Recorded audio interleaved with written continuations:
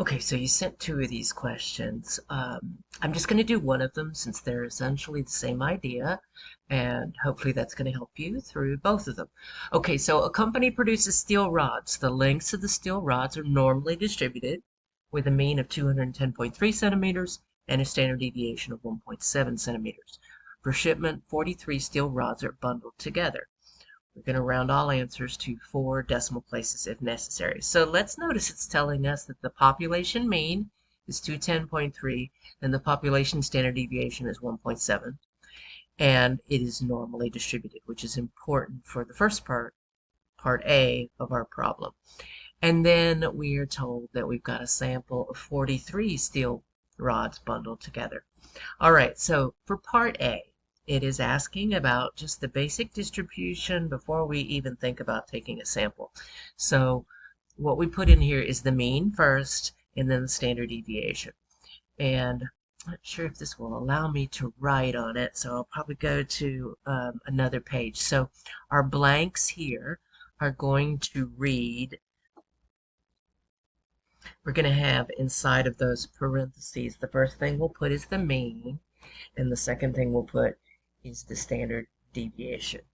Assuming that I just remembered those correctly, let's just recheck here. When we go back here, yeah, okay. All right, now for the sampling distribution for part B, notice that it says the distribution of X bar. So it's asking for the sampling distribution when we see this distribution of X bar instead of X. So this is where we've got to take in the sample size in our calculation.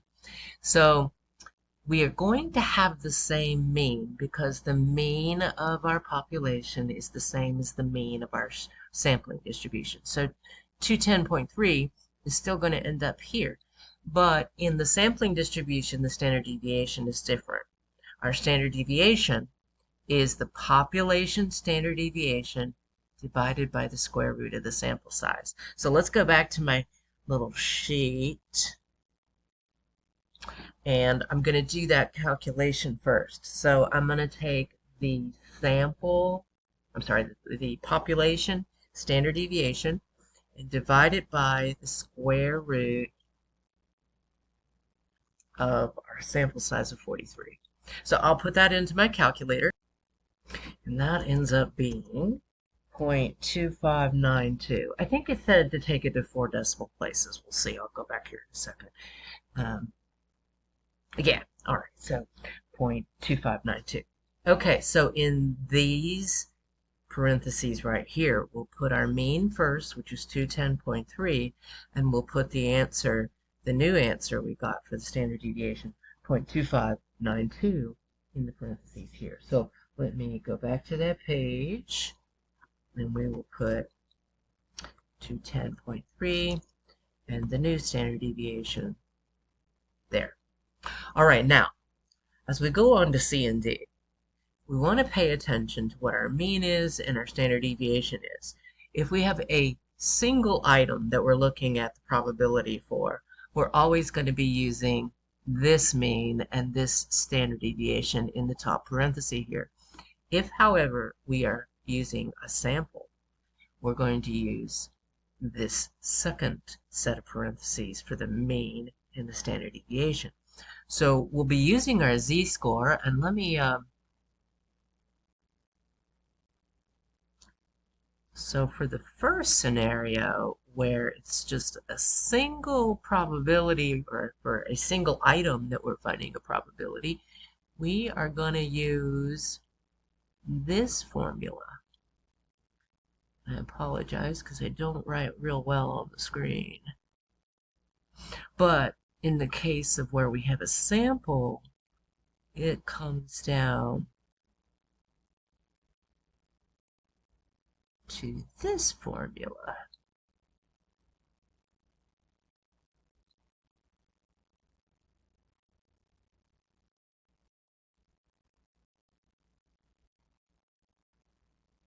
Well, for some reason, there we go.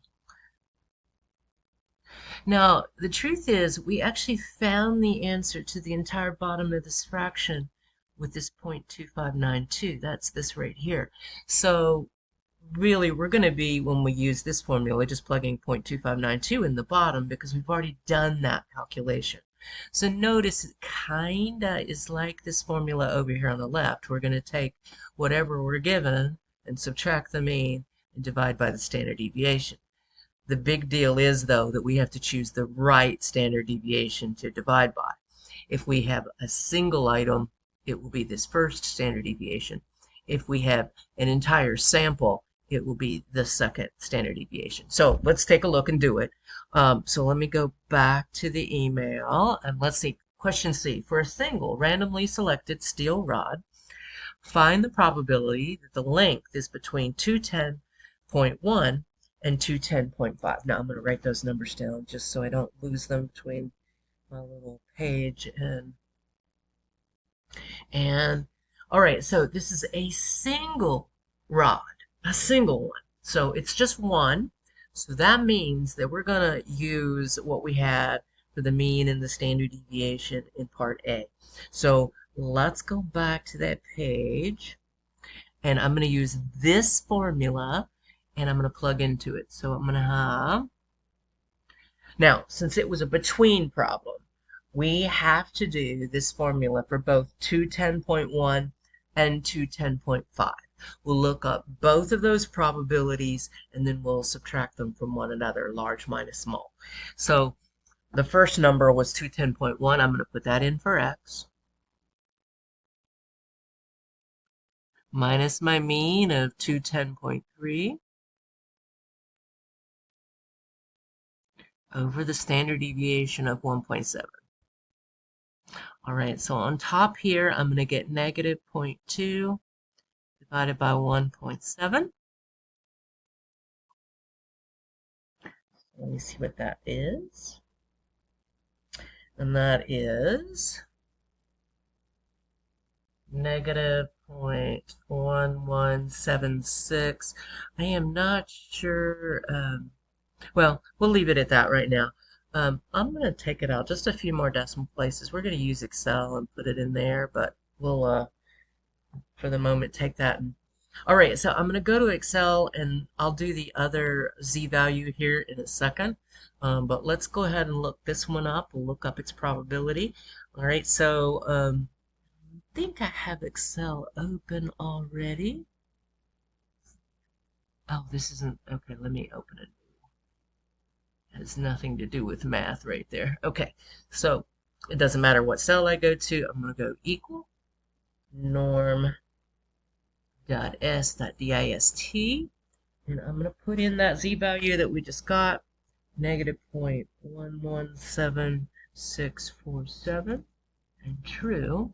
And it gives me a probability of that. Now, I think it said 4 decimal places on our problem, so I'm going to go ahead and just round that to 4 decimal places. I'm writing it down before I go to back to the page. So I'm going to round that to 0.4532.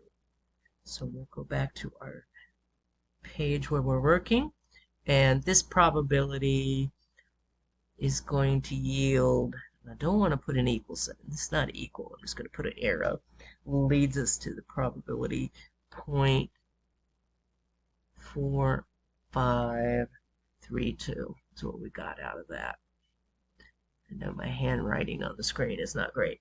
Okay, now let's not do another z-score calculation for the 210.5 that was in our problem. And let me see if I can scroll down. So if I do another z-score calculation with the 210.5, we're going to have this set up. And let's notice this is actually going to lead us to a positive 0.2 on top over the 1.7, which, I know my points are hard to see there, which leads to the same value we got up above in our calculations, just a positive. So I'm going to go ahead and look that one up on Excel and see what probability we get. So equal norm.s.dist, and I'll put in 0.11764 and true, and that leads me to the probability 0.5468. Now, Since it's a between problem, then to get the probability of the area in between these two, we're just going to subtract them, and I'm just going to do it here on Excel, just because it will be easier while we're here. And there is our answer. Now, we want to, of course, round this to 4 decimal places, so it would be 0.0937. Now, on the other hand, for our question D, let's notice this one. We're looking at a sample of the 43 rods. So we want to use the mean that is in this second box here and the standard deviation that was here. So that smaller number, that 0.4532. All right, so we're going to do exactly the same calculation that we did for C. The only thing that's going to change is the standard deviation that we put into the bottom of that fraction. All right, so let me go back to my sheet, and I'm going to do, the first calculation was 210.1 minus 210.3.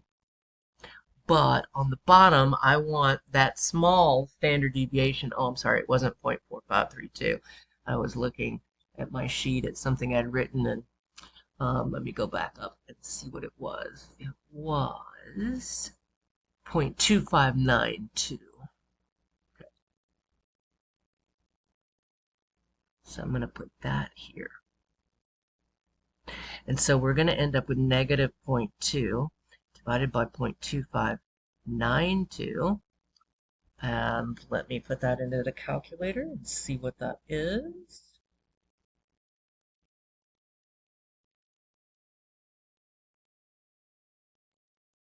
That ends up being 0.77, negative 0.771605.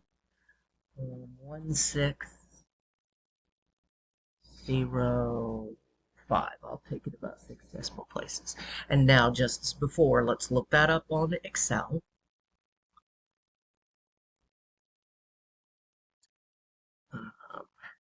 Equal norm.s.dist negative 0.7711605, and that gives us that probability. Now, we already know from what we did on the previous one that we're just going to get the positive as we do the second calculation. We're going to get the positive of what we just had, so let's just go ahead and put it in here to get the second one. So our second z-score is going to end up being the positive value of this same thing that we just had. Now be careful, that won't always be true, but in this case they both led to the same thing on top, so we know it's going to be true in this instance. And we get this, and so let's go ahead and subtract these two. We will have the probability of the average falling between these two values. So 0.5597 is what we will get on this calculation. So notice we did the same two z-score calculations. The only thing that was different was the standard deviation that we put in the bottom. If it's a single rod, in this case, we use the original standard deviation. If it's a sample, we use the new standard deviation that we got by dividing by the square root of sample size. All right, now let's go back to the last question. The last question is for part D, is the assumption of normal necessary? Okay, so when you're answering these questions, if we have a sample size that is greater than 30, normality is not necessary. If our sample size is less than 30 and the original distribution was not normal, we need normality. All right, but in this case we have 43 rods, which is bigger than 30. Normality is not necessary, so we would put no, we don't need to have it. All right, so our big number is 30. 30 or more, we're fine. Less than 30, normality is necessary.